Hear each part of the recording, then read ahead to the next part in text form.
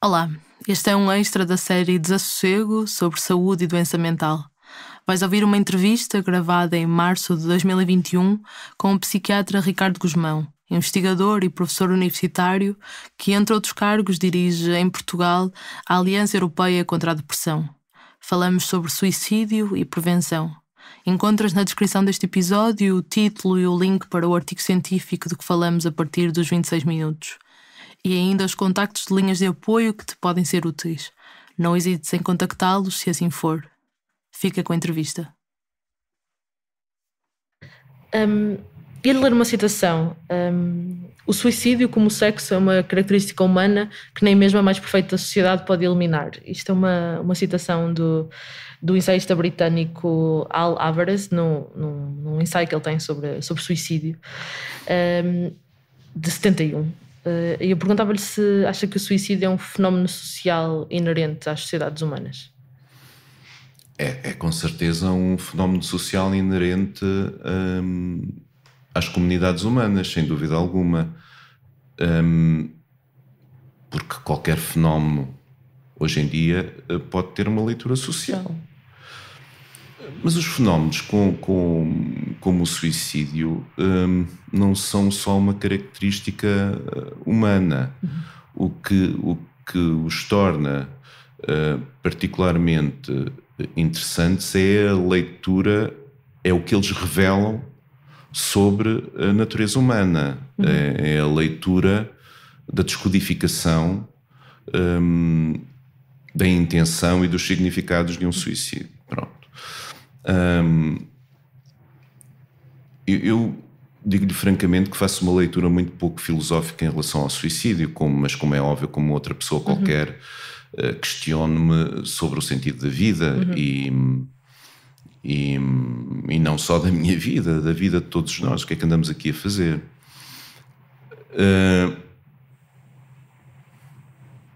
Mas, melhor ou pior, lá vamos encontrando um sentido que nos permite perpetuar os nossos gestos do dia-a-dia e encontrar um devir, um prazer, um sentido de dever, enfim, um pouco de tudo isto que nos propulsiona em frente. O suicídio é um resultado da avaria destes processos. Destes processos de dar sentido. É sempre uma morte por doença? É sempre uma morte? Por doença, ou seja, o suicídio pode ser sempre... Não é sempre uma morte por doença, mas temos aqui também problemas de definição. Muitas vezes um mesmo fenómeno,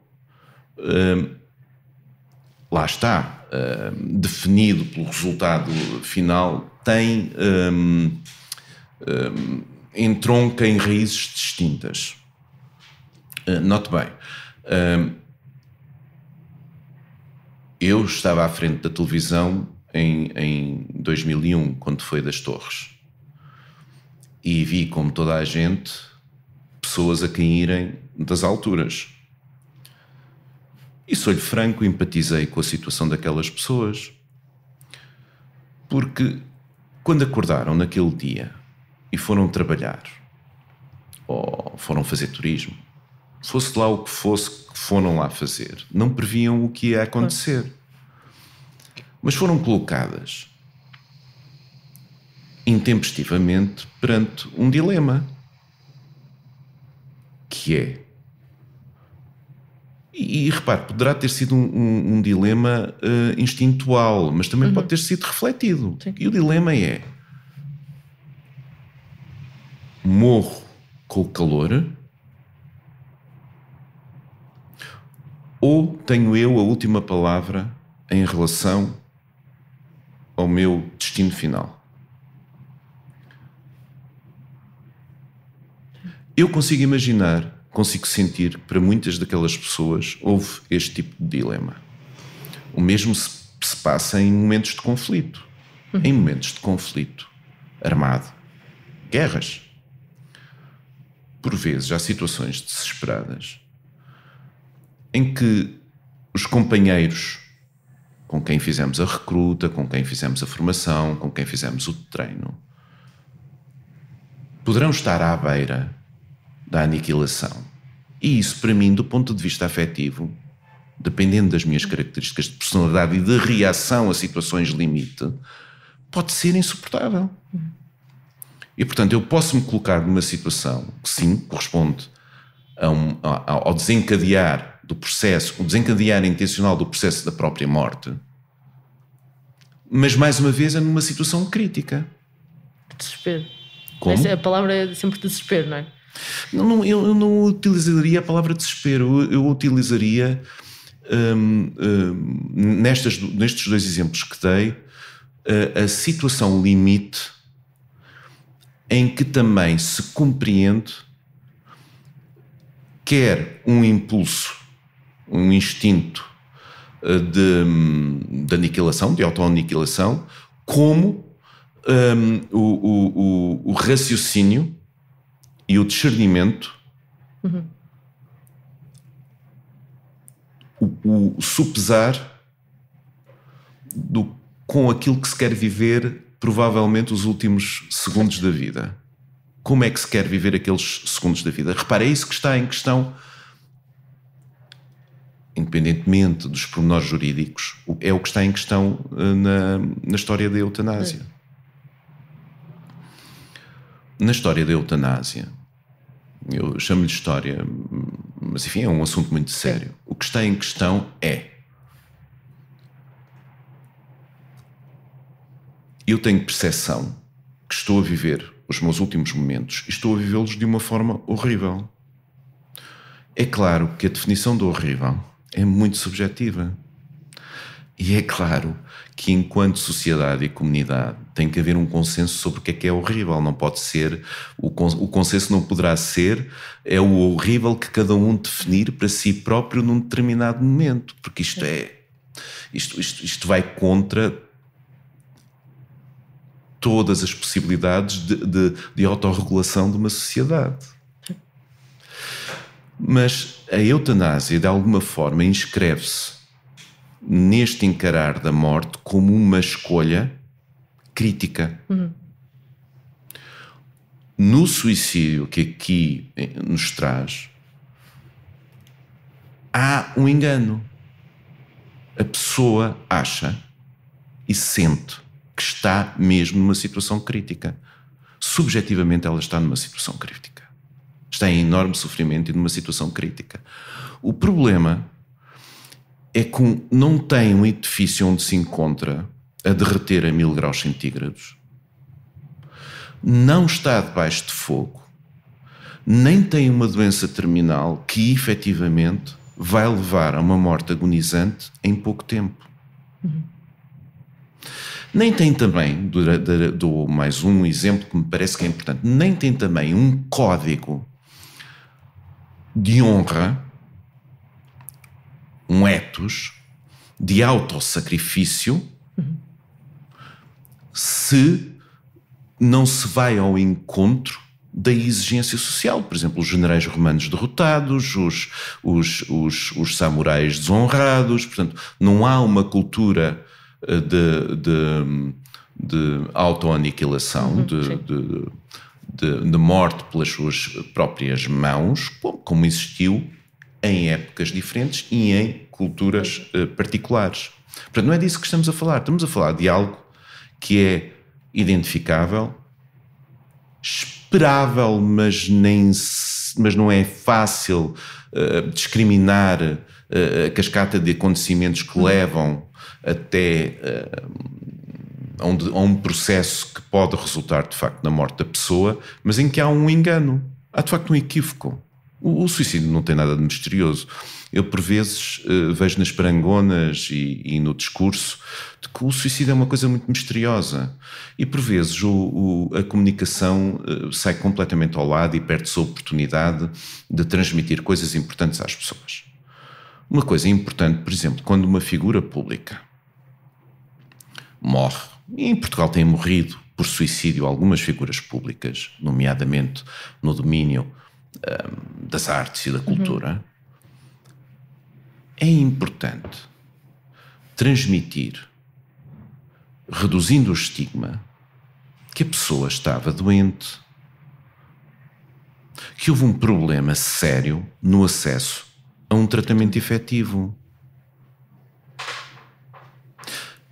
que provavelmente, se estes elementos do estigma tivessem sido mais bem geridos e melhor ultrapassados, aquela morte dramática, chocante, perplexificante, talvez não ocorresse. Uhum. Há uma aceitabilidade social em relação ao suicídio que parte de uma premissa absolutamente iludida e algo infantil e ingênua, que é que quando a pessoa se mata, na realidade está a exercer um direito que lhe assiste de autodeterminação. Uhum. Não está nada. O direito de autodeterminação, a capacidade de autodeterminação, o discernimento, o juízo, o julgamento da enorme maioria de pessoas que morrem às suas próprias mãos, não são porque estão num prédio com 1000 graus, porque estão com os amigos debaixo de fogo, porque o código de honra militar ou social ou de elite é a morte caso eles desiludam os pares. Não se trata de nada disso. As pessoas estão doentes. Estão doentes e, por circunstâncias internas a elas, proximais, por circunstâncias sociais, muitas vezes incontroláveis, também proximais, e por circunstâncias mais distais que as tornam vulneráveis à precipitação desta cascata de eventos, desta constelação observável de eventos, o processo entra em marcha e, por vezes, de facto, resulta em suicídio. Ou seja, o suicídio, 95% ou mais dos suicídios são complicação de doenças mentais. E é importante que as pessoas não confundam suicídio com o exercício da sua liberdade individual. Por exemplo? Tal como é muito importante que as pessoas não confundam eutanásia com suicídio assistido. O suicídio assistido, a mim, preocupa-me enormemente, porque me parece a validação comportamental do processo de tirar a morte a si próprio. Uma sociedade que facilita a morte de uma pessoa em sofrimento, assegurando que essa pessoa está capaz para o decidir e que assume o gesto como um ato médico, parece-me que ser uma sociedade muito mais consciente e muito mais autorregulada. Uhum. E eu acho que esta diferença é muito importante. Sim. Para quem trabalha na prevenção do suicídio e se preocupa com as questões de prevenção do suicídio, é incompreensível e um sinal muito negativo que possa existir na legislação a possibilidade de uma pessoa lhe ser oferecidos os meios para ela produzir o ato de se matar. Valida a ideia que existe de que és livre para o fazer. Tens as tuas razões para o fazer. E discorda dessa interpretação porque a maior parte das pessoas, ao estar doente, não está realmente livre de decidir. Exatamente. Exatamente. As pessoas, quando estão doentes, nomeadamente, a questão do diagnóstico psiquiátrico é um bocado complicada aqui, porque os diagnósticos têm uma hierarquia. E, portanto, uma pessoa afetada por esquizofrenia, que é uma doença psicótica funcional, pode, de facto, por estar doente, pode tomar a sua vida. Mas há um mito folclórico na psiquiatria que isso acontece porque a pessoa tem vozes de comando que a impelem a um comportamento dessa natureza. Isso é raríssimo. O que nós sabemos é que as pessoas com esquizofrenia, quando se matam, percebe-se que estavam numa depressão pós-psicótica ou num estado depressivo. Aliás, por exemplo, as pessoas com demência frequentemente a razão de suicídio terá a ver com uma reação de catástrofe, um momento de lucidez em que constatam as suas limitações. O que é terrível na depressão é que há um elemento de lucidez associado a ela. É como se o nosso aparelho de recalcamento de tudo o que é desagradável na vida e de tudo o que não faz sentido na vida se avariasse. E isso é terrível, porque as pessoas só veem, de facto, os males da vida. De facto, a vida não tem só coisas boas, tem coisas más. Mas quando as pessoas estão num estado depressivo, seja doença, seja um estado associado a outra doença, só veem as coisas muito, muito cinzentas. Elas próprias, o mundo, os outros, o futuro, o passado, não há nada de positivo. Muitas vezes aquilo que há de positivo é aquilo que já partiu, ou aquilo que já existiu, e portanto nada vale a pena. E depois, se houver uma cultura permissiva da solução suicidária, seja implícita, porque não a explica, não é só não a condenar, não a explica, não a discute, certo. Não assume posições em termos de o ethos, os valores sociais são it's your business. Certo. Se isto acontece numa sociedade, de facto, não reconhecemos que isto é um problema de saúde, e um problema de saúde pública. E depois temos o problema de, em Portugal, nem tudo é aquilo que parece. E isso parece-me que tem alguma hermenêutica associada. Ou seja, desculpe-me, não queria ser enigmático, mas a verdade é que é enigmático que em Portugal consigamos... Eu não sei se Portugal estará tão na cauda do mundo rico e tem maus lençóis em muitos indicadores, mas eu não acredito que haja um indicador tão mau quanto o falseamento das mortes por suicídio. É que, repara, o suicídio é o único indicador de saúde mental dos Sustainable Development Goals, muito falados, muito debatidos a nível mundial. É o único. Mas em Portugal nós não sabemos quantas pessoas morrem por suicídio, porque na realidade evita-se codificar o suicídio e codifica-se uma coisa que deveria ser um resíduo, que é a morte violenta por motivo indeterminado, e codifica-se também entre os acidentes. Porque não isto é um fenómeno internacional, mas em Portugal é um fenómeno com uma dimensão que obrigaria a alguma intervenção top-down, porque não é aceitável que quase todas as mortes violentas, estamos a falar de 85% das mortes violentas indeterminadas, que são muitas, são quase tantas como o suicídio, quase tantas, que são diagnosticadas dessa maneira, sejam em hospitais, lares, cuidados continuados. Mas ainda assim, no Instituto Nacional de Medicina Legal, 10%, há 10% de mortes violentas que são indeterminadas. Pela Europa toda, não se aceita que um sistema tenha qualidade quando existem mais do que 2% de mortes violentas indeterminadas. No conjunto das mortes violentas, não se aceita mais de 2%. O número de 2% é o limite. Em Portugal, são 20%. Isso significa quantas mortes? Tem ideia? Desculpa? Quantas pessoas é que isso poderá estar a referir? Estes números dos... Estou-me a referir a entre 800 a 1000 pessoas anualmente. A morte violenta é uma morte relativamente rara. Por acidentes não tanto, mas por homicídio e por suicídio é, do ponto de vista epidemiológico, da distribuição matemática e dos determinantes que produzem, é aquilo que se chama, designa um evento raro, o que quer dizer que tem uma distribuição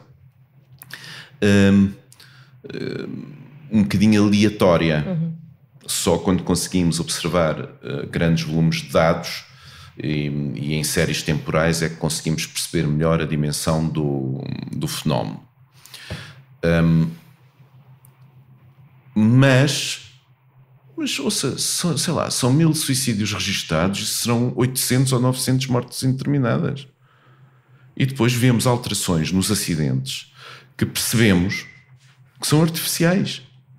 E depois, de facto, vamos ver quem são o que é que justifica aquele acréscimo de acidentes por causas, por grupos etários, por género, por regiões, e conseguimos perceber que houve ali qualquer coisa que se passou mal ao nível do registro.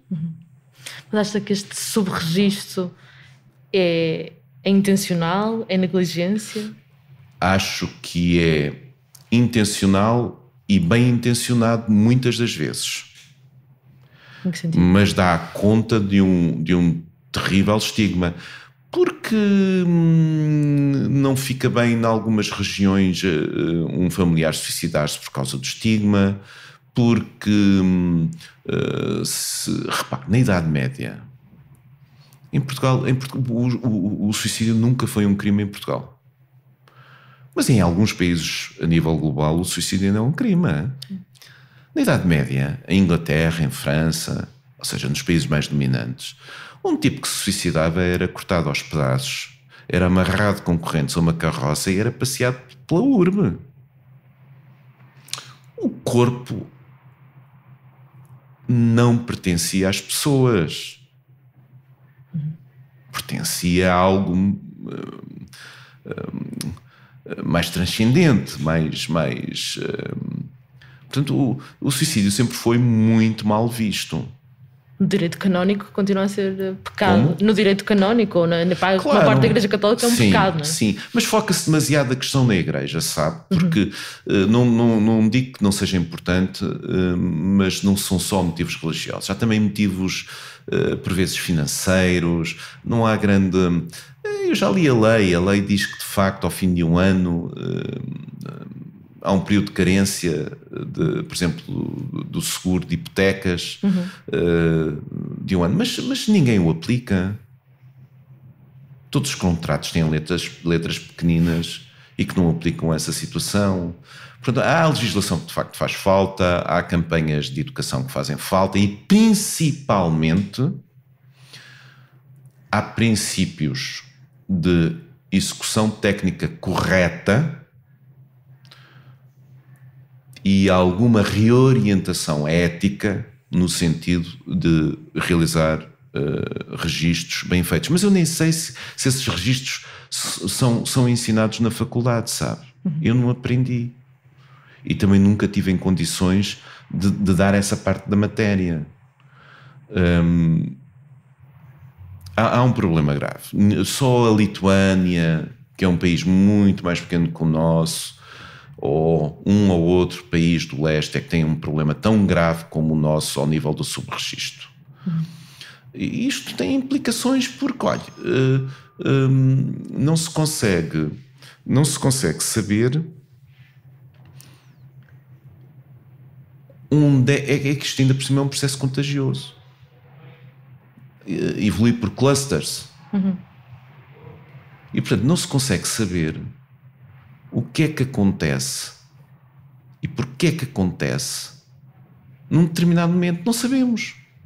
E numa determinada zona do país. Os serviços locais que podiam fazer qualquer coisa a esse nível não sabem. Mas acha que este subregistro é homogéneo no país? Ou há zonas que são mais... Não é homogéneo. E o que é muito, muito curioso, fala-se muito da incidência muito elevada do suicídio no Alentejo e praticamente há assim uma bonomia em relação às taxas muito baixas portuguesas e muito baixas no centro e no norte do país. Não podia estar mais longe da verdade. Primeiro porque, mesmo com estes problemas de subregistro, tem havido uma tendência para a média da evolução das taxas, evolução temporal, das taxas por regiões. Ou seja, a diferença enorme que se assistia entre o Alentejo e o Norte de Portugal, por exemplo, nos últimos 50, 40, 30 anos, tem vindo a fazer um efeito de cone. Portanto, tem-se vindo a aproximar. E isto por um lado. Por outro lado, efetivamente, onde há taxas mais elevadas de suicídio, há taxas mais baixas de morte indeterminada. Ou seja, há menor viés no registro. E isto também é verdade desde sempre. Desde sempre que é possível medir. Eu diria que é possível medir desde a década de 80. Desde o início da década de 80. E o que é espantoso, mas ouça, espantoso, é que houve quem estudasse isto e publicasse isto em revistas internacionais com revisão por pares, numa altura em que ninguém fazia isso em Portugal. A situação foi identificada em meados da década de 80. Portanto, muito no início em que se poderia identificar o subregistro. E ninguém pegou nisso. E quando eu digo ninguém, estou a dizer ninguém. Quem se dedicava ao suicídio, nessa época e desde então, nunca pegou nisso, sempre desvalorizou esse problema. É uma nota metodológica, normalmente. Eu, pelo menos em alguns estudos, eu leio isso como... pode-se identificar que em Portugal há um subregistro, por isso é preciso interpretar estes dados que nós analisamos com esses olhos. Exatamente. Mas esse cuidado talvez exista nos últimos 5 anos, porque não existia de todo antes. Sabe, há coisas boas e às vezes há coisas perversas. Os dados do suicídio são abertos, estão disponíveis, qualquer pessoa lhes pode pegar. E eu acho muito bem que haja vários olhares e várias visões diferentes sobre um fenómeno diferente. Mas depois, quando não há expertise, quando não há volume crítico de conhecimento do problema, cometem-se erros de palmatória no tratamento dos dados. Mas a questão do subregistro é identificada e o que aprova é este desfazamento entre as taxas de suicídio e as mortes indeterminadas, não é? Não. Neste momento já foi aceito para publicação numa revista internacional, com revisão por pares, uma revista bastante conhecida, um artigo, um paper, em que o que fizemos foi pegar nas fontes primárias da mortalidade registada em Portugal desde que se sabe, desde 1886. E basicamente olhamos para a mortalidade total, que de alguma forma é praticamente toda registada, ou seja, não nos ocorre, sei lá, que nos últimos 50, 70, 80 anos não tenha havido um registro de 99,9% das mortes, portanto é como se fosse um gold standard, um padrão. E todas as mortes violentas, ou seja, todas as mortes por suicídio, por homicídio, por acidentes, e conseguimos taxas ajustadas, ou seja, por sexo e idade, desde 1913. E tudo fontes primárias, ou seja, não fomos às fontes secundárias, pronto, ou seja, documentos onde as taxas estavam referenciadas. Outra coisa que fizemos foi o cálculo das populações totais, por sexo, por escalões etários, de maneira a podermos calcular taxas precisas e com o mesmo método. Finalmente fizemos outra coisa que também me parece muito relevante e que é de boa prática científica hoje em dia, é que há muito poucos suicídios dos 14 anos para baixo. E, portanto, esse tipo de suicídios, muito poucos, sei lá, posso dizer que em Portugal em 20 anos devem ter havido meia dúzia de suicídios abaixo dos 14 anos. Muitas vezes até são mais acidentes do que suicídios. Porque o suicídio envolve, lá está, um ato intencional. Há uma intencionalidade. E portanto, calculámos taxas só para maiores de 15 anos. E depois fizemos outra coisa. É que fomos estudar os momentos cruciais do ponto de vista social e do ponto de vista procedimental que poderiam ter impacto no registro da mortalidade. Por exemplo, houve alterações políticas importantes nos últimos 130 e tal anos. Era a monarquia, passou à república, depois o Estado Novo, depois de novo a república, a democracia, isto numa visão macro. Mas houve também alterações no ciclo económico. Houve anos de recessão e houve anos de crescimento. E fomos às fontes nacionais acreditadas que estudaram esses elementos. E fomos fazer ainda outra coisa, fomos ver as reformas nas agências que foram criadas em 1886 e que hoje são a Direção-Geral de Saúde e o INE, mas tudo isto passou por muitas reformas, muitas alterações ao longo de 130 e tal anos, em anos precisos. E listámos isso tudo. E depois também fomos ver as alterações da classificação das mortes, que também, desde 1800 e tal, têm evoluído. Em Portugal estão na 10ª versão de catálogo, digamos assim, vai evoluir em breve para a 11ª, e todos estes anos em que há uma mudança, aplicámos uma metodologia em que, para perceber se os momentos de mudança na taxa de suicídio eram compreensíveis ou se eram saltos artificiais devido às mudanças de regime, dos ciclos económicos, dos procedimentos, da nosologia, das reformas ao nível das gente. E eu não conheço nenhum estudo que tenha feito isto até agora, em nenhum lado do mundo, mas era um estudo, se calhar, porque não havia nenhum país do mundo que precisasse tanto de um estudo como este. E o que o estudo nos demonstra é que todas as conclusões de elos causais publicados em Portugal até ao momento caíram por terra. Por todas as grandes mudanças de taxas de suicídio são causadas por mudanças no registro. Quando se afina o registro Porque é um modelo matemático que avalia se a mudança numa determinada série numérica, que são as taxas de suicídio, faz sentido do ponto de vista da totalidade da série, ou se de facto há outras séries que estão em paralelo que explicam aquilo. Certo.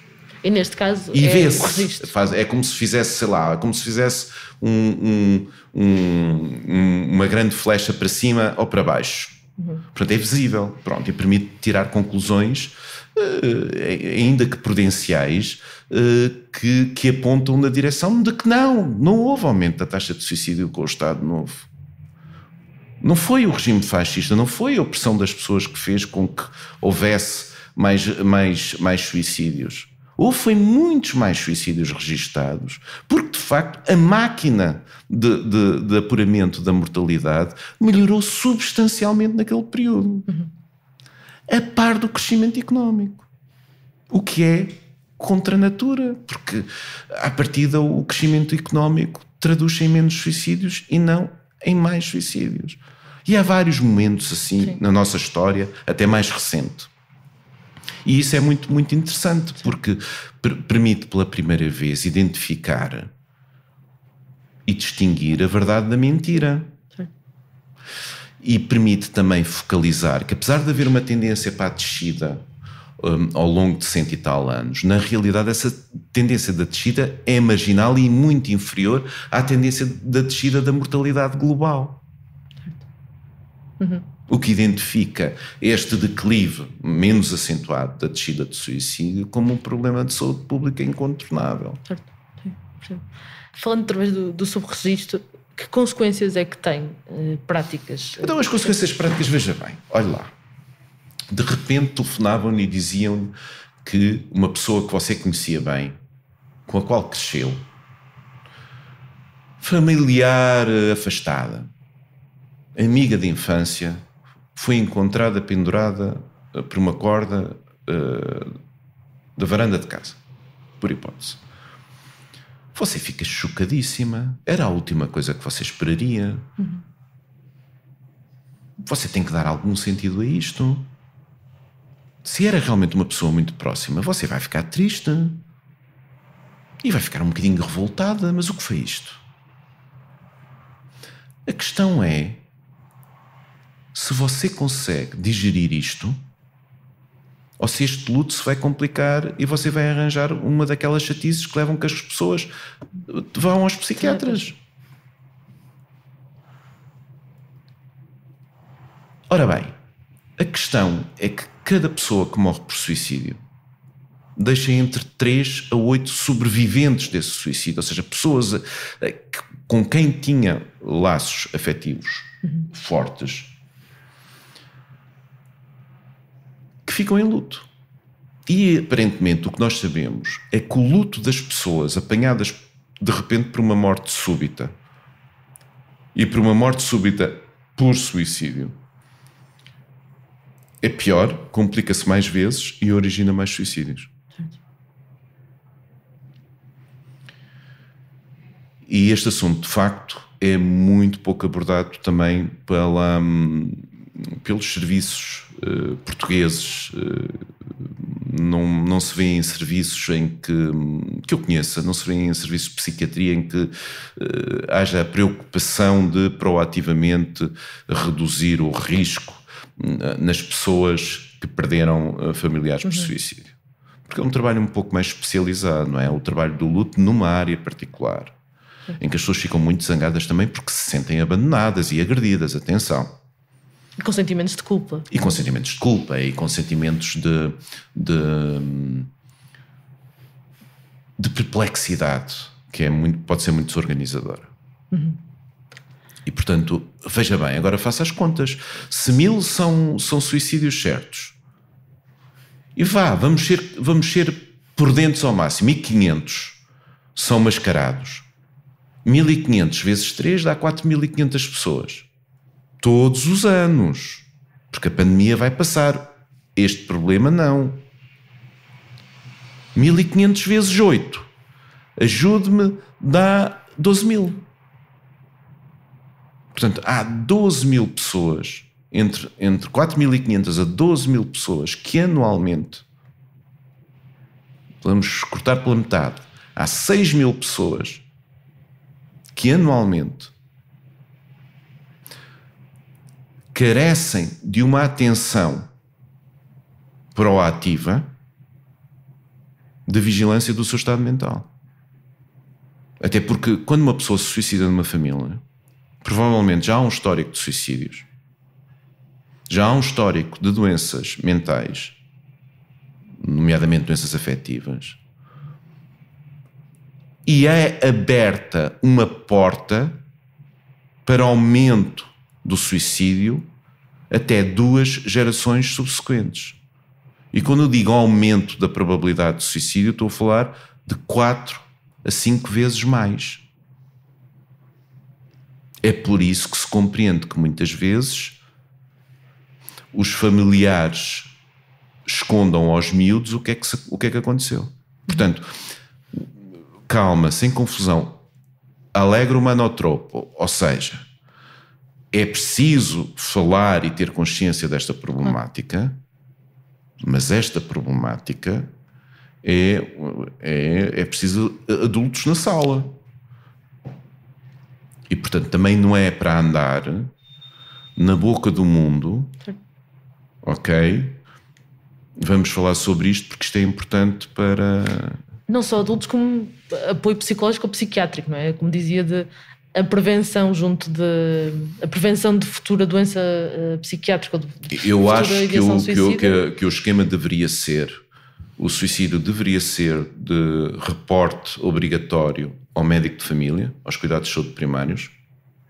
E a tentativa também? A tentativa menos, já te explico porquê. A tentativa é outro circuito, okay, mas já sim. Deveria ser reportado ao médico de família e poderia ser o diretor do serviço de psiquiatria e saúde mental, de prestação de cuidados de saúde mental. Porquê? Porque não será improvável que haja familiares, ascendentes, descendentes, colaterais, a serem seguidos quer num, quer noutro serviço. Começamos logo por aqui. Já antecipadamente, já estavam dentro do sistema, já eram Exatamente, seguidos. pronto. E depois, porque é importante que as pessoas recebam a notificação de que, olha, soubemos que aconteceu tal, os nossos pêsames, estamos aqui, temos este serviço, pode usufruir dele. E isso não existe. Isso não existe. Não existe porque, repare, até do ponto de vista do ethos social, lá volto eu a este palavrão, há maior proteção da confidencialidade e do direito à personalidade após a morte do que o respeito de prevenir a morte, essa mesma morte. Ou seja, eu como investigador não tenho acesso a elementos que me permitam cruzar uma pessoa que morreu com os seus elementos clínicos e a sua história clínica. Não tenho. Porque parte-se do princípio, a priori, de que eu poderei ter más intenções ou de que eu poderei ser mais ou menos nabo na proteção da base de dados. Percebe? Sim. Portanto, há... e eu não estou a dizer que os problemas éticos não se coloquem. Claro que se coloquem. O que temos que pôr enquanto sociedade nos pratos da balança é proteção do direito à personalidade e à confidencialidade do óbito, do morto, versus proteção à vida e ao bem-estar e à saúde dos vivos. E isto também tem que ser discutido e sopesado desta forma.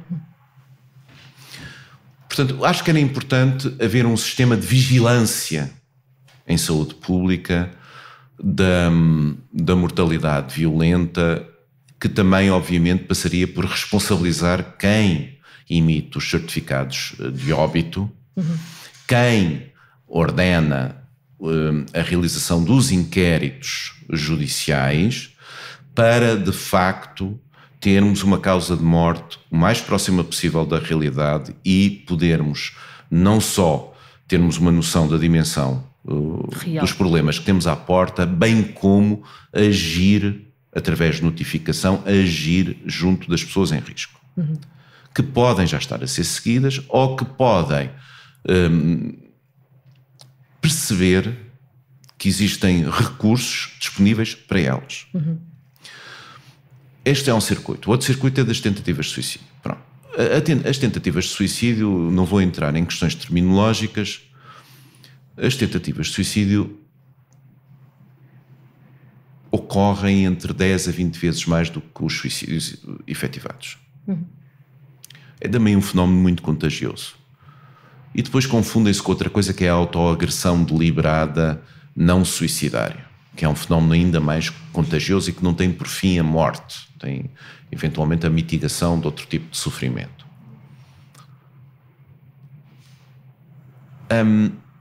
As tentativas de suicídio, repare bem, a maioria das tentativas de suicídio vão ao serviço de urgência. Nos serviços de urgência dos hospitais gerais, em princípio, existe uma equipa de psiquiatria que está de urgência. Até pode ser saúde mental, a mim não me incomodaria nada que houvesse lá um psicólogo também e eventualmente até um enfermeiro.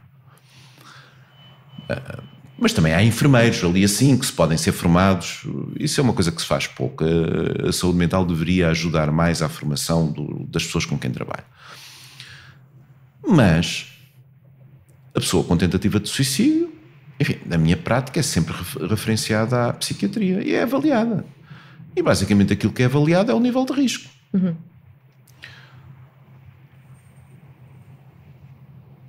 E um encaminhamento possível a dar à pessoa. Não há programas padronizados nem de avaliação de risco, que é muito diferente, de serviço para serviço, pessoa para pessoa, e eu já tenho assistido a serviços em que me parece, isto é grave de se dizer, em que me parece que a avaliação de risco especializada é muito pouco especializada. Em que depende muito da pessoa que se encontra. Depende da formação. Depende da formação e, mais uma vez, depende da importância que se dá ao tema. Sim.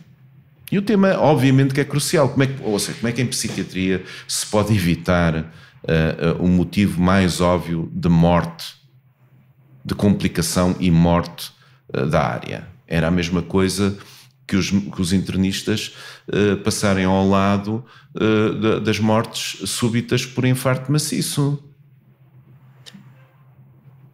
Quer dizer, não havia cá INEMs, nem desfibrilhadores na rua, nem nos sítios de grande aglomeração, nem formação para a reanimação, porque não era uma preocupação dos cardiologistas e dos internistas. Quer dizer, isto não faz sentido nenhum, não é? Uhum. Portanto, é óbvio que o suicídio é uma área que será grave, que a cultura psiquiátrica não se debruce. Toca um sininho sempre que há um... Claro, como é óbvio. Pronto. E que haja uma resposta padronizada. O que nós sabemos hoje é que as intervenções que produzem efeitos na redução das tentativas de suicídio é efetivamente haver um gestor de casos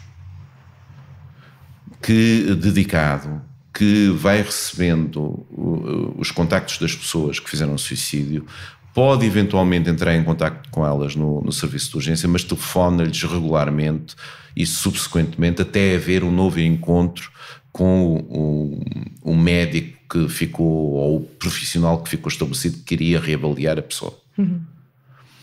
Isso dá a redução do suicídio. O problema é que, como é um evento raro, tive há pouco o cuidado de dizer isso, muitas vezes, quanto mais raros são os eventos, e 1500 por ano na nossa população, é de facto um evento raro. É elevado, é chocante, mas faz muito alarme social, mas é um evento raro, epidemiologicamente. E o problema é que seriam necessários muitos anos e muita quantidade de tentativas de suicídio geridas da mesma maneira para se perceber se haveria um impacto ou não no suicídio. Mas outro sítio onde podemos, de facto, prevenir o suicídio é à saída dos serviços de psiquiatria. Boa parte dos suicídios ocorre na semana, 4 semanas após a alta de um serviço de psiquiatria.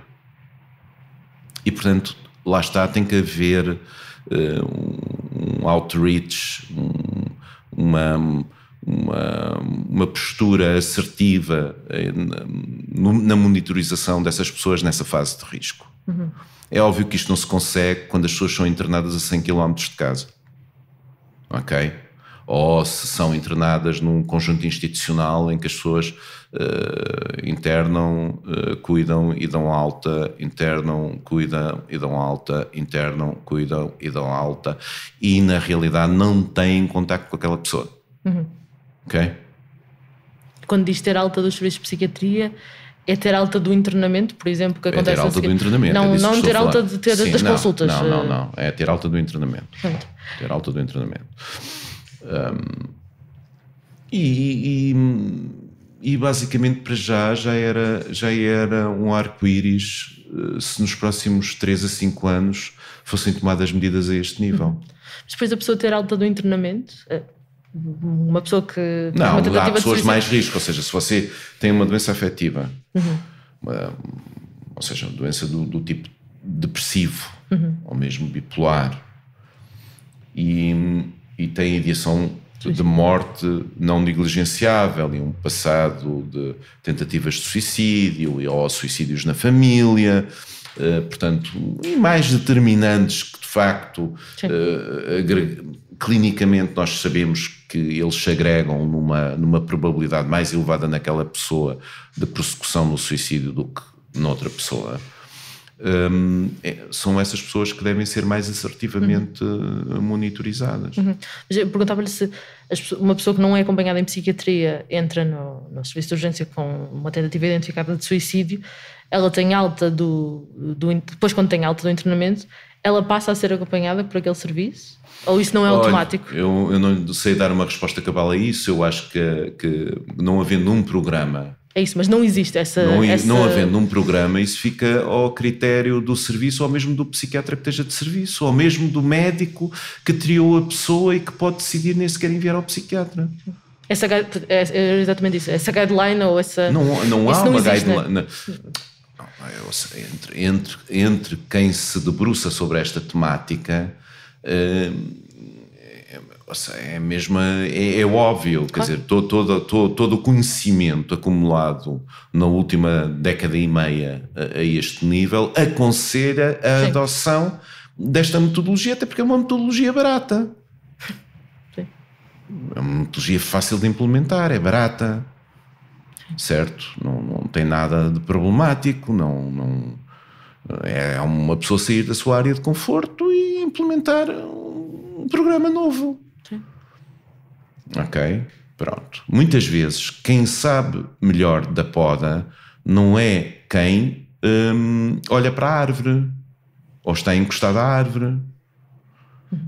E muitas vezes os programas inovadores ou diferentes não são inovadores. Muitas vezes a palavra inovação é de fazer diferente.